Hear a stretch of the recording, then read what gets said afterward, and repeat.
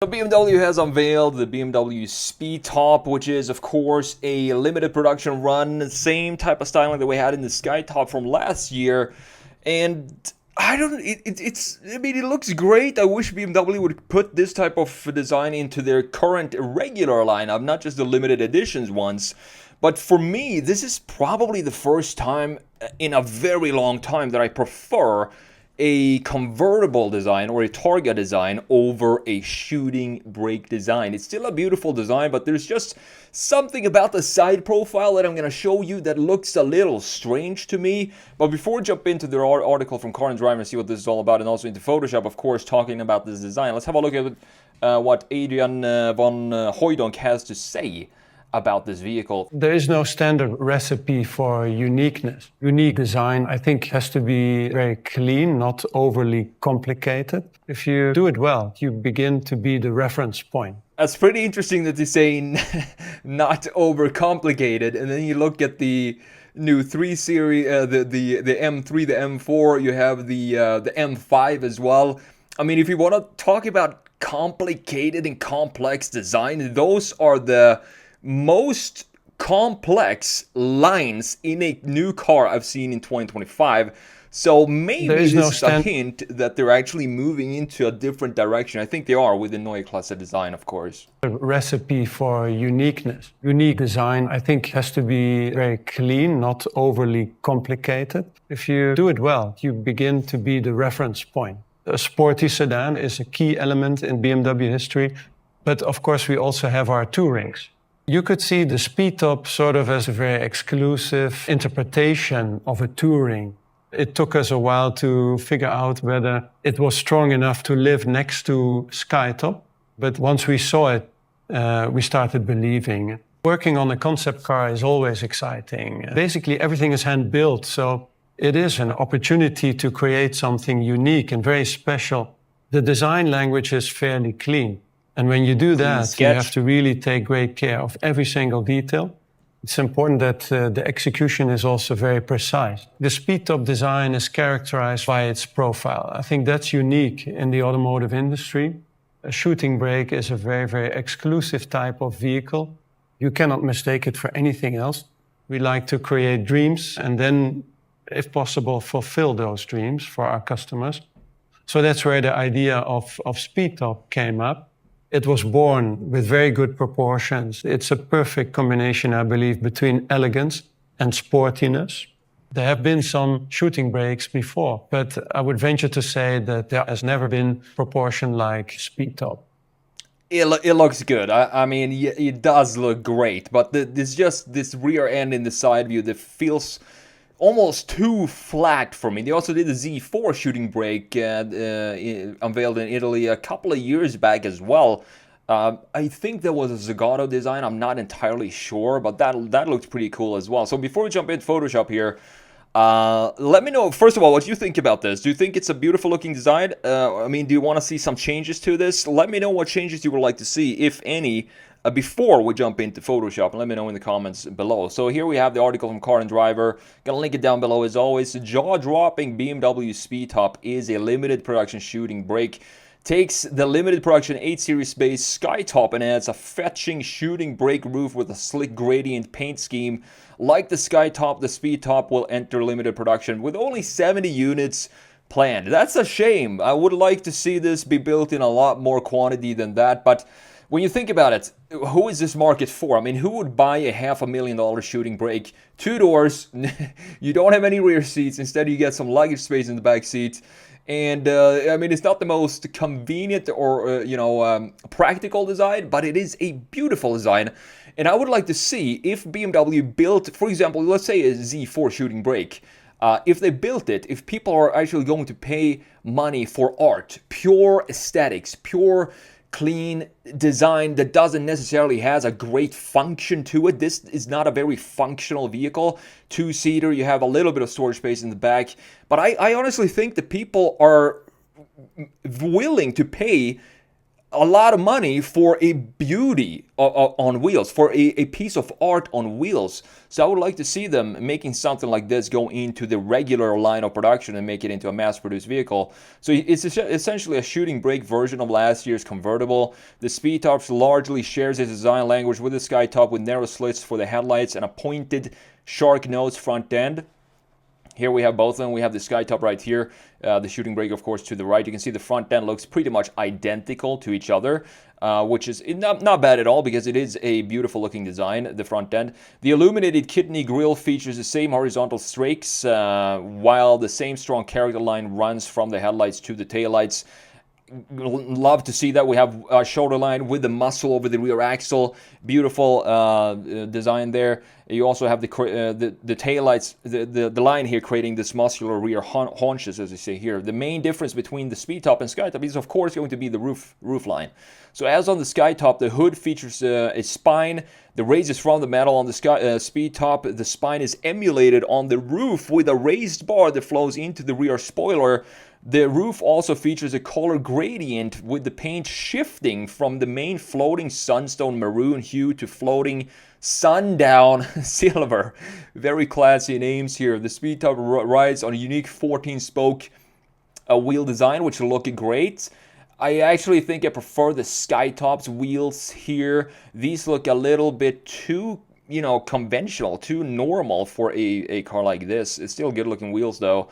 You got a two-tone finish on the wheels. The cabin also looks almost identical to that of a Skytop. I think it is essentially the exact same front area of the dash and the infotainment screen and so on, which looks, it is the 8 Series Coupe. And this is, why don't we just go back to this iDrive? I do believe it's iDrive 7 system. It's such a much better system, safer system to use.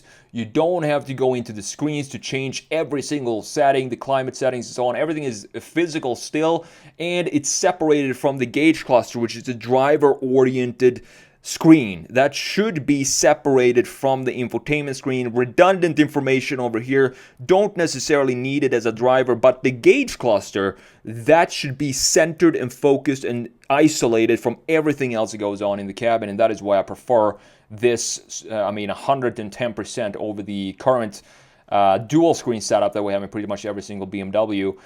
So you have the Speedtop gets the two-tone interior, sundown maroon leather on the dash, center, and console. The upper door panels, moonstone white leather on the seats, and the lower 3/4 of the door. You can see it right here. Very classy, elegant looking interior. I do like this maroon color for the steering wheel and the dash. It looks very high-end. It looks fancy. So the trunk is nearly as nice as the cabin, lined in leather and featuring a soft glow of LED lighting that wraps around the entire cargo hold. You can see it here. We're going to jump into details in Photoshop. I'm going to show you this in a minute. You have no rear seats here, instead featuring 2 shelves for bags, each with a leather strap to keep luggage in place. BMW worked with Italian leather goods maker Schedoni to create matching bags for these compartments. You also have a duffel bag, as you can see right here. BMW is simply stating that it features the most powerful V8 engine currently offered by BMW, and that should be the M8 617 horsepower twin turbo 4.4 liter V8.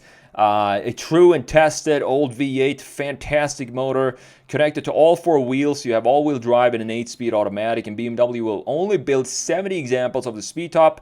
And the order books are now open, probably sold out already, just like the Skytop sold out in, in a day or so. And the pricing is probably going to land at the same cost as the Skytop, around $500,000. Now, would you pay $500,000 for a, it's essentially an M8 underneath with just a different shell on top of it. But it is going to be a very exclusive BMW if you decide that this is a car for you. Of course, probably going to hold its value pretty well as well. Specifically now, when we have BMW's designs, they are what they are at the moment, and then they come out with these beauties right here. I think these are going to be very desirable moving forward as well. So let's jump into Photoshop here and have a look at this design with the Speedtop design, shooting brake We have the top with the front, side, rear, and also a couple of interior pictures I want to show you. Specifically the side view here. But looking at the front end, the proportions look, I mean, the proportions from this angle look pretty much spot on. I love the very thin headlights that we have going on right here. Look at how chiseled, not chiseled, but very sharp these are. We have the angel eyes intact coming back here, 2 key elements in the headlights and 1 LED light bar up top. There is nothing complex. Look at this. We have this angle coming back in this angle right here. And then we also have this angle not really coming back, maybe down here. So we have a continuity in the line flow, and there is no weird creases or edges that we have going on in current BMWs. It looks so weird, and that is why it's so interesting to hear Adrian van Hooydonk say that you know, he wants clean designs for BMW, and this is definitely a clean design for sure. But the rest of BMW's lineup is, I wouldn't call it clean at all. It's the complete opposite of clean. So they changed up the entire design team, and hopefully they are going to start bringing back some of these type of designs that we have right here. Now looking at the side view here, this is the main photo I wanted to show you. The reason why I think this looks a little strange to me is this roofline. If you look at the roofline, I think it sits, I'm surprised I'm going to say this, but I think the roofline sits too low and too flat up top. It's just one single straight line up top.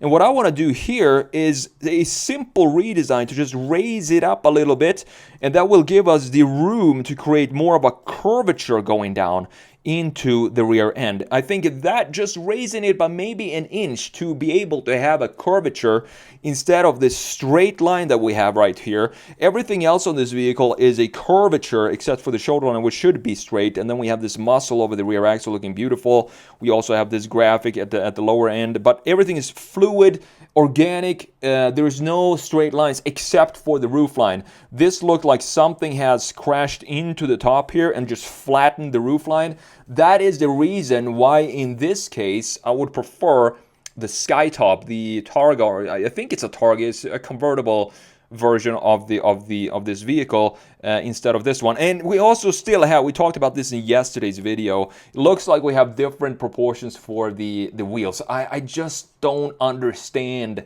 why they're doing this. This is not a track machine, so you don't need to have more rubber for grip in the front end on this vehicle. You can still put the 20-inch wheels, make them 20s in the front end as well to balance out the proportions of this and not make it look like a Hot Wheels. Now overall, I mean, we've been when we see a design like this from BMW, and look, they've just been putting out such weird designs for the last 5 years. So seeing something like this from BMW, it's just extremely refreshing. First of all, even though the roofline could be a little bit more organically designed or more fluid design for the roofline, but other than that, I think it's a beautiful looking design. And also in the rear end, the 3/4 rear view, you can't really see the straight line of the roofline. So the only view really that I have this problem with is going to be the straight side view.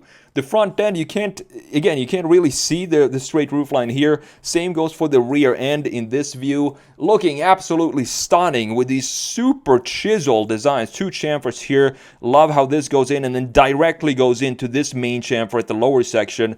And we also have this very thin taillights reminding me of the BMW Z8 taillights. The Z8, by the way, I mean, Henrik Fisker, he has some issues running companies for sure, but as a designer, the first generation, the early Aston Martin Vantage, he designed that one.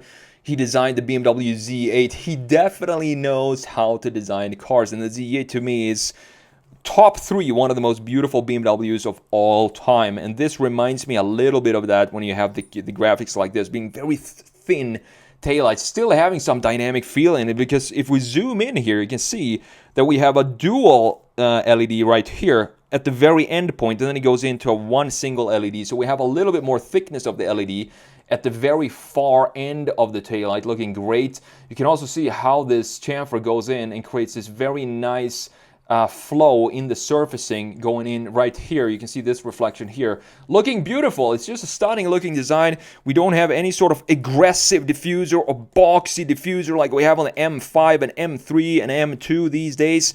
Instead, we have this fluid design, which is, again, what I want to see more of from BMW.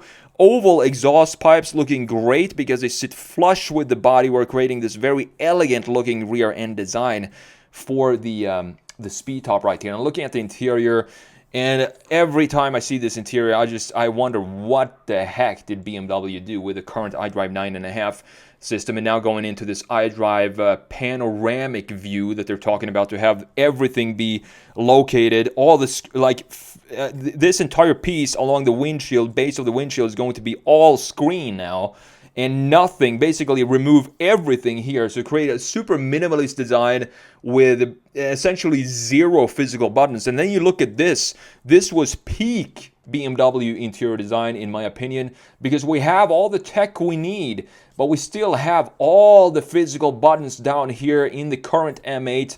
I think the M8 is still in, the 8 Series is still in production. I could be wrong. They're probably gonna cancel it pretty soon because it is in car terms outdated, but the design itself, the interior design, feels like a very refreshing look to have this old school interior that we had for the 8 Series and now in these two limited production vehicles as well. Look at how beautiful this is with the housing here, gauge cluster inside here, fully digital, completely fine, customizable, do whatever you want with that.